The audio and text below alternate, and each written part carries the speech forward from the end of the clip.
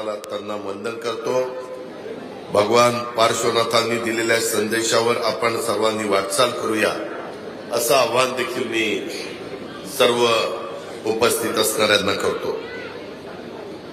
August क्रांती दिनाच्या पासून तुमच्या माझ्या भारत देशातल्या तमाम भारतीयांना अभिमान वाटेल अशा पद्धतीनं हर घर तिरंगा जम्मू काश्मीर पासून कन्याकुमारी पर्यंत सगळ्या उभ्या भारत देशात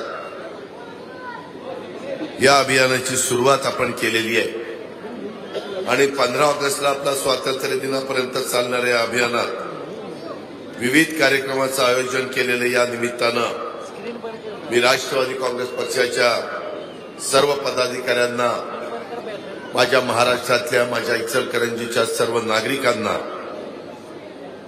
आणि कार्यकर्त्यांना आवाहन करतो की हर घर तिरंगा हे अभियान यशस्वी होण्यासाठी सर्वांनी झोकून देऊन काम करा अशा प्रकारची विनंती करतो।